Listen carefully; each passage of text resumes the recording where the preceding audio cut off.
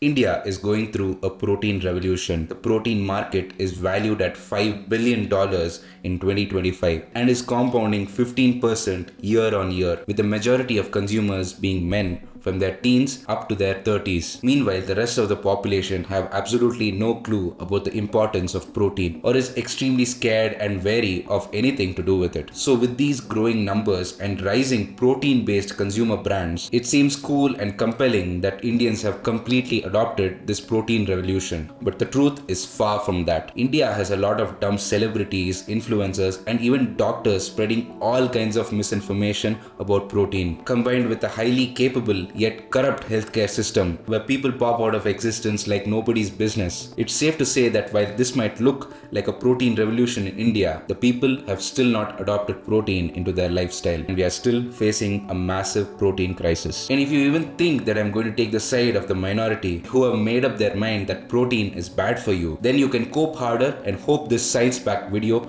pisses you off. But if you're open-minded and neutral about learning about protein, then this video is going to be eye-opening, because I'm a great example myself of someone who almost lost their ability to walk forever as a kid due to an immune system disorder where my body was eating up my muscles, and this was being horribly treated by a money-minded hospital. But that is a story for another day. The point I want you to understand here is that protein is the gift of life. After I started being conscious of consuming adequate clean sources of protein, my life literally changed. I'm way stronger, have a great immune system to the point where I haven't been sick or seen a doctor in years. My cognitive skills have majorly improved, where I can absorb years worth of knowledge within a matter of months. And all this is due to muscle being built from proper protein consumption. That's why I want you to watch this video till the end, so you too can achieve your goals faster by simply making this small yet powerful lifestyle change. What actually happens when you eat protein? Let me break down what protein does in your body, because most people don't completely understand this process. Proteins are made up of 20 different amino acids, and 9 of these are considered essential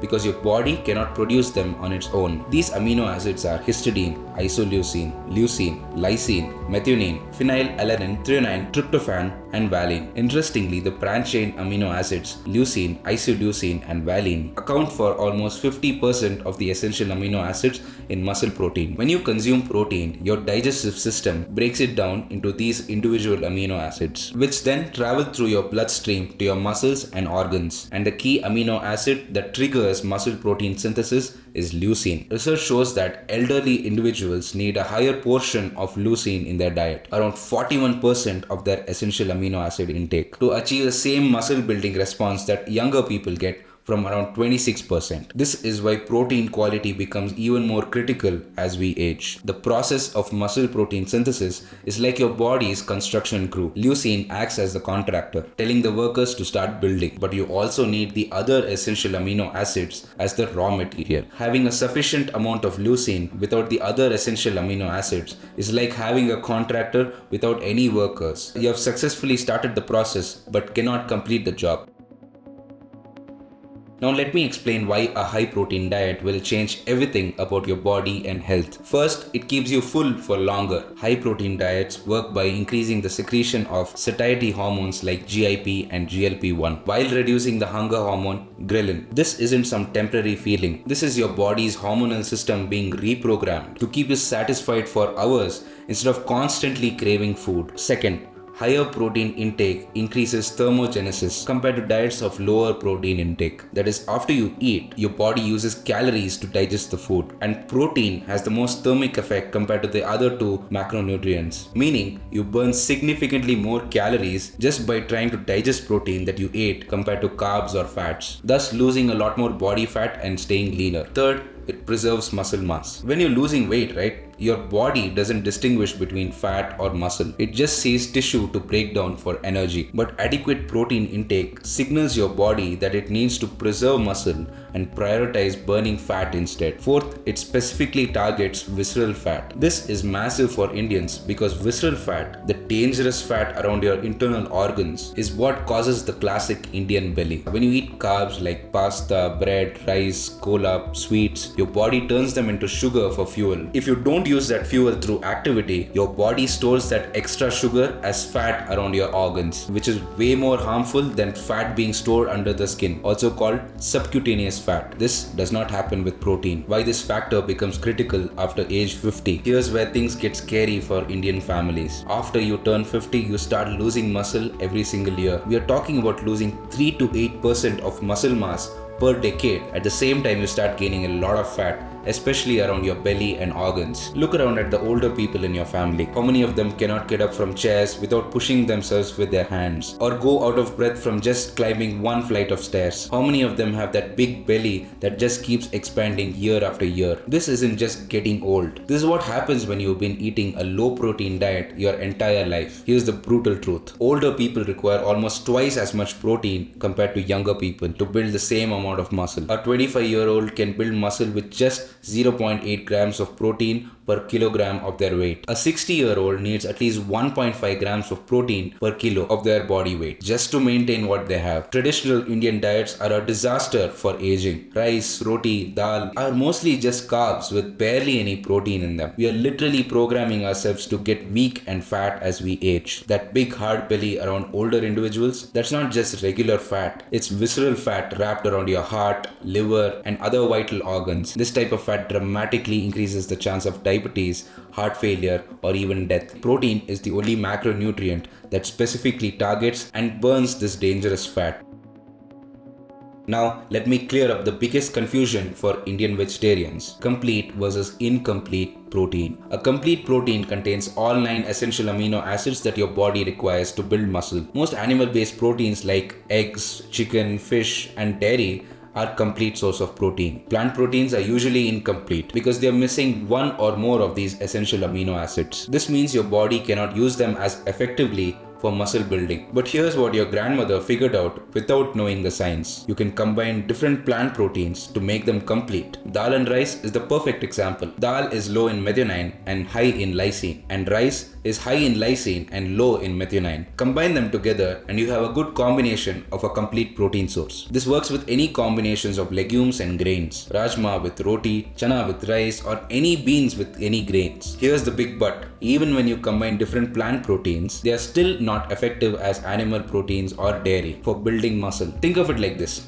Animal protein or dairy is like having a direct highway to your muscles, and plant protein is like the local roads. You'll get to your location, but just not fast enough, and you'll have to evade through a lot of traffic. For vegetarians like me, you need to consume a lot more protein and combine various different types of proteins throughout the day. Don't just eat dal or rice or chapati for every meal. Rotate between different forms of complete sources of protein like I'm going to talk about now. My recommended high protein products with exact numbers. Let me share the specific brands that I personally use and completely recommend with exact protein content so you can make informed decisions. 1. Whey protein from Avatar. This is a homegrown brand that provides approximately 24 to 26 grams of protein per 30 gram serving. It's a complete source of protein with high leucine content. The bioavailability is excellent. That is, all of the protein that you consume is completely digested and utilized to build muscle. I use this post-workout every single day because, like I said before, you need something with high leucine content after a workout so it gets absorbed instantly into your body. 2. Peanut butter powder from MyPB. This gives you 8 grams of protein from just 1 tablespoon of peanut butter powder with all of its fat completely removed. And did I forget to mention that it's very low in calories. It's perfect for adding into smoothies, oats, as spreads, or even whey protein like me. But this is an incomplete source of protein, but becomes perfect when you combine it with something complete like whey protein. 3. High protein paneer from Milky Mist. Regular paneer or cottage cheese has just 16 grams of protein per 100 grams serving, along with a lot of fat. But this high protein version has around 25 grams of protein per 100 grams of serving and very low in calories because the fat is removed. It's a complete protein source and perfect for vegetarians. I use this to make paneer parathas or kati rolls. 4. Skyr Greek yogurt from Milky Mist. This is extremely protein dense at about 10 to 12 grams of protein from 100 grams serving. Compared to regular yogurt that just has 3 to 4 grams of protein, it's also packed with probiotics that are great for your gut health. It's a complete protein source and goes well as dips or in desserts. 5. Defatted soy flour from the Lean Co. This is a protein powerhouse with approximately 50 to 52 grams of protein per 100 gram serving. Despite what people say about soy, it's a complete source of protein. I do 70% defatted soy flour with 30% regular wheat flour to make high protein chapatis. Then I stuff high protein paneer in them and use Greek yogurt as the side dish. This is a power packed high protein meal. 6. High protein idli dosa batter from ID. Usual Indian dosa batter has about 4 to 6 grams of protein in them per 100 grams, but their enhanced version has about 12 to 15 grams of protein per 100 gram serving. This is revolutionary for all Indians, as nobody can resist a hot dosa or idli for breakfast. So why not make it protein rich without compromising on the taste? Now, if you're still skeptical even after I have mentioned all the gold standards of protein, then let me obliterate all the nonsense that's been fed to you by the media about protein. Myth 1. Protein damages your kidney. This is complete garbage perpetuated by people who don't understand the research. Studies show that individuals can consume 1.2 to 2.5 grams of protein per kilo of body weight. So say you're 70 kilos and 2.5 grams of protein times your body weight is 175 grams. This might sound like a lot, but it's absolutely great for you, and it will definitely not cause any harm to your kidney. The confusion comes from people who already have an existing kidney disease, who are advised to limit protein. But if your kidneys are healthy, then a high protein diet is not only safe but beneficial. Myth 2. Soy-based products are inferior or incomplete. This is factually incorrect. Soy is a complete source of protein containing all 9 essential amino acids. While soy-based products might result in a slightly lower protein synthesis due to its bioavailability, that is, a less percentage of its protein is being utilized by your body. This difference can be compensated by consuming a higher amount or combining it with different forms of protein. Myth 3. There are too many fake products out there, so avoid supplements altogether. While fake products do exist, this can be easily avoided. Always buy from official company websites, never from random offline sellers, personal traders. And if you want to get it through Amazon, make sure that the seller's name matches with the company name. Also verify the scratch code after you receive the product. Myth 4. Plant proteins are vastly inferior to animal protein. While animal proteins and dairy have higher bioavailability and leucine content, plant proteins can be just as effective once you combine them with different forms of complete source of protein and maybe consuming a little extra. Myth 5. Too much protein is dangerous for your body. The problem isn't protein, it's just that you're overeating food and consuming a lot of calories. Excess protein either gets converted into energy or excreted out. Too many calories, on the other hand, get stored as fat no matter the source. The bottom line that changes everything. Okay, here's what separates you from the millions of Indians still living in nutritional ignorance. You now understand that this isn't just about building muscle or losing weight. This is about fundamentally upgrading your body's operating system. When you prioritize protein, you're just not following a diet trend. You're making a conscious decision of aging gracefully and not deteriorating, to have sustained energy instead of constant crashes, to maintain your independence as you get older and not depend on others. The question isn't whether protein works, because the science is overwhelmingly clear. The question is whether you're ready to stop making excuses and start making changes. Because every day you delay is another day where your muscles are breaking down, your metabolism is slowing down, and your future self is paying the price for your current indecision. Your body is waiting. The science is proven. The products are available. But then, what are you even waiting for?